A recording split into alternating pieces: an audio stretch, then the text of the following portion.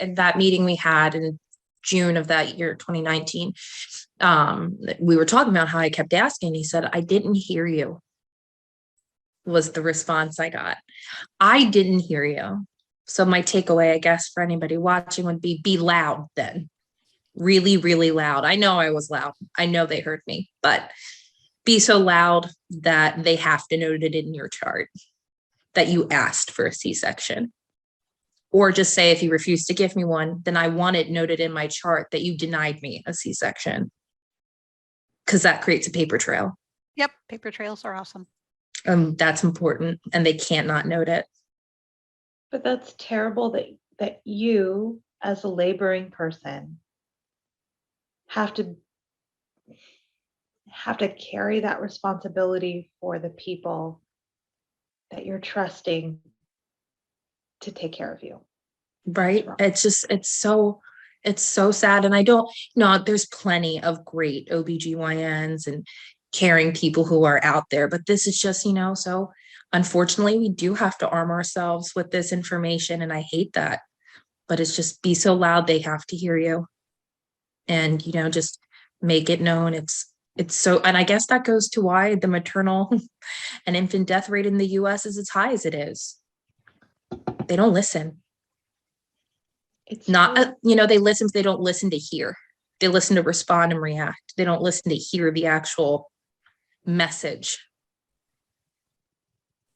Something really interesting that you just said. I have a high risk doctor he's been attending births for like 30 years. He's one of the top doctors in my state, probably nationally.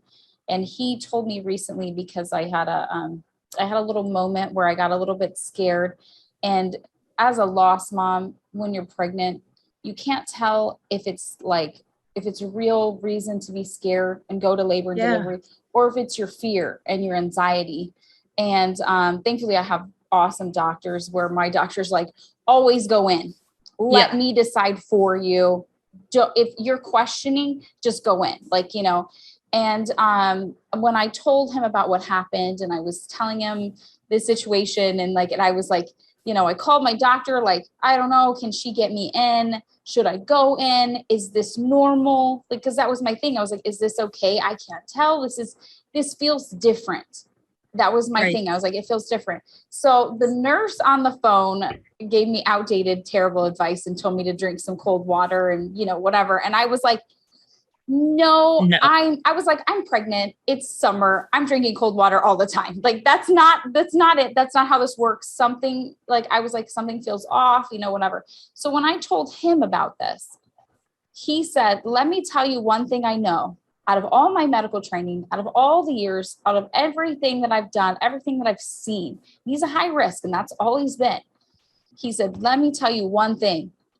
When the mother feels off, when the mother feels something, always listen to the mother. Always, always, always listen to the mother. She may not understand what she's even trying to tell me, but she's telling me something. And if she's telling me something, we have to listen to that. He was like, because the moment we don't listen to that is the moment that both of them are in trouble. Yes. And so, oh my God, yes. So when he said that, he was like, you are right. That moment of whatever, that's your feelings. And he's like, and yes, I know you have the trauma and, that kind of thing. He's like, but that feeling, if something's off, something feels weird, go in. He was like, because you have to trust that.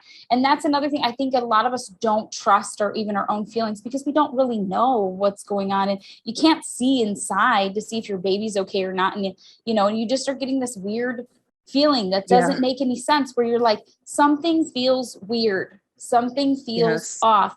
And it was really strange because I had told him my thoughts of why this is happening because I didn't have any idea. And he actually was like, it's a possibility that that's what you went through. Everything's fine.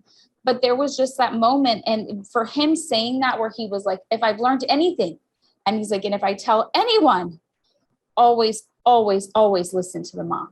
Because if she's telling you something, she's not complaining. She's not whining. She's not, doing this because she's telling you something. She's giving you the information that you need before we see it on the monitors, before we see it on the equipment. She's telling you something's wrong with my kid. And he's like, that's where we have to go. He's like, that's all my years of extra. He's like, that's what I'm going to tell you. He's like, anything I can tell anyone is always trust that feeling. Always trust it. He's like, even if you don't understand it, just go with it, because he's like, that saves lives. He's like, Yes. I cannot tell you. He's like, how many babies he's seen that the mother went in. And he's like, but then there is that side of like, not all medical people listen to that. They're not always listening. How many have gone into the hospital and said, I feel like my baby's not moving as much, or I feel like my baby's moving too much, or I feel weird, and they get kind of like dismissed. But they end up like, you have to like persistently go in or go to another hospital. You have to like persistently like do things to like get the care that you need. And a lot of the times, like there could be stuff that could be nothing but it's peace of mind, for one. And for two, that's not always the case, that nothing is going on. There's a lot of times of how many lost mothers do we know from being in lost groups that have said, I wish I just would have went in. I wish I would have listened to that. I wish when I was feeling that I went in. I hear that probably more than any other thing that I've heard from lost families. That is the truth. It doesn't matter what happened. Doesn't matter how it happened. We hear that more than anything from home birthers, from birth center birthers, from hospital birthers, everybody. I can't tell you how many mothers will say, I wish I would have just went in. I wish when I had that feeling, I wish when I was like, I don't know, baby's doing something strange. I wish I would have just gone in, because it would have changed everything. But we didn't know any better, and nobody talks about it. And that's like a huge thing. So you bringing that up is such a huge thing, because it is something that we are connected to them, but then at the same time, it's also part of the grieving that we have to deal with, of like, we had a feeling that we didn't understand. And then you rely on other people to figure out the information that you're trying to give them, like something's wrong or something doesn't make sense. Right. I don't know. So it's like you relied on them to monitor, you relied on them, you know what I mean, to do all these things. And they failed. They completely failed, because it's like, I don't know if you've ever seen, we have a doctor that comes on and she explains like more medical stuff about pregnancy and birth to us that we can understand, because we don't have any idea.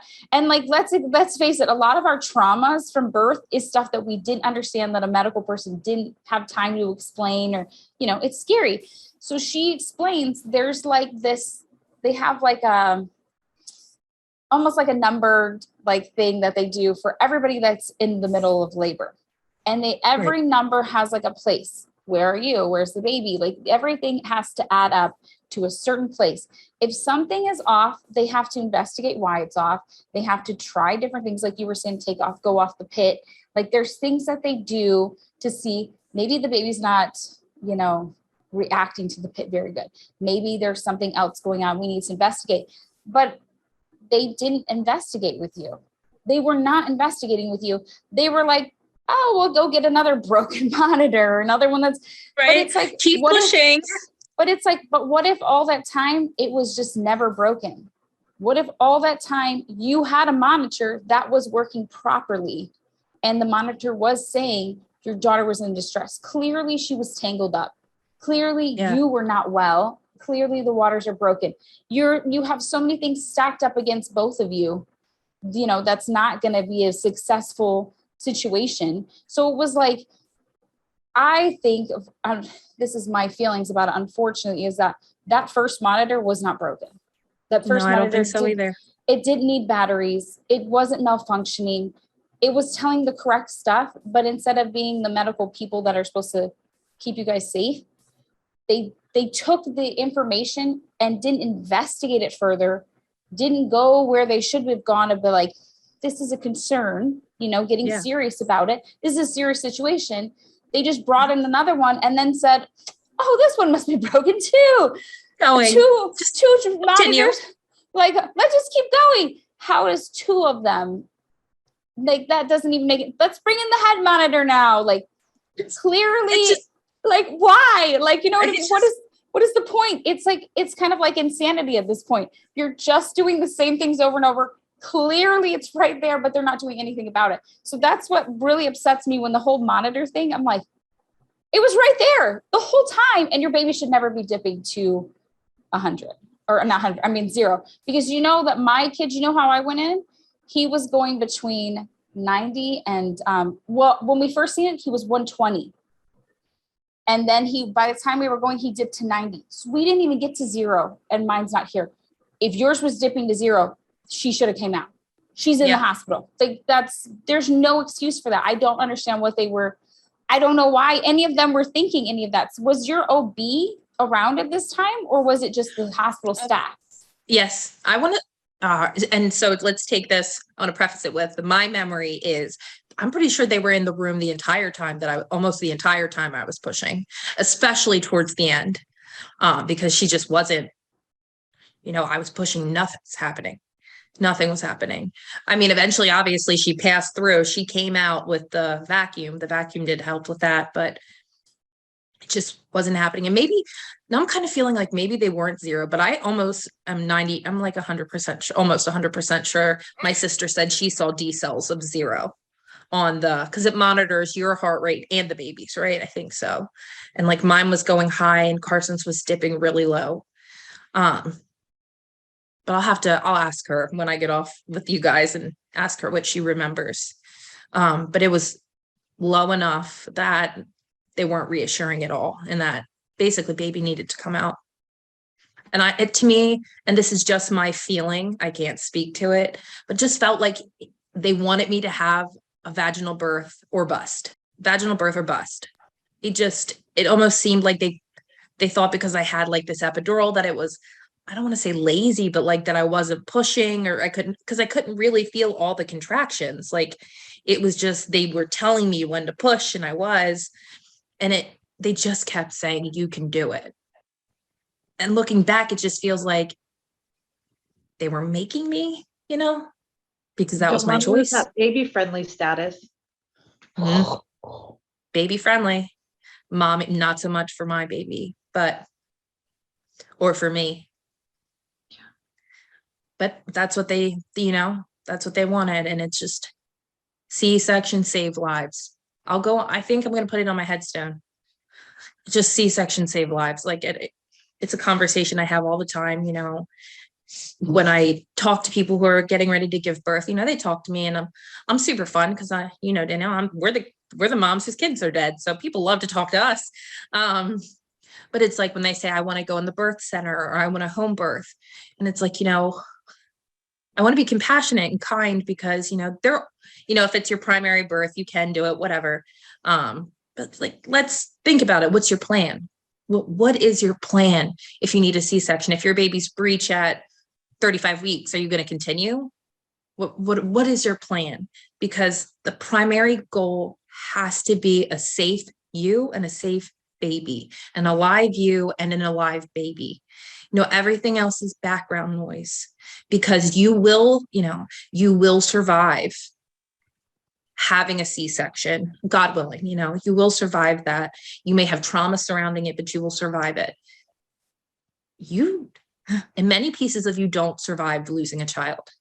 You'll gain pieces of you back. You will, and you will, short of saying goodbye to the world, you will live. But the trauma with that, some people don't come back from. They still live, but they're not living.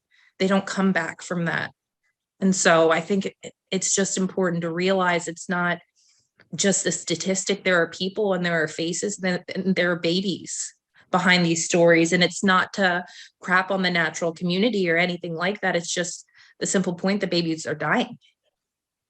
And it's a very real reality, and it can happen to you. It can. Like, I went from expecting a healthy baby to saying goodbye to her in less than 48 hours.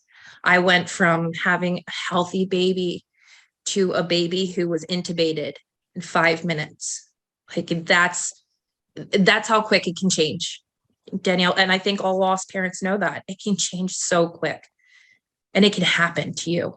And it's not to fear monger. And no one's fear mongering. These are just the facts. I'm just one person from Delaware, like, this isn't fear mongering. It just happens. Something like 1 in 4 women will experience the loss of a child, whether it be, first trimester, second trimester, third trimester, perinatal, someone this has happened to.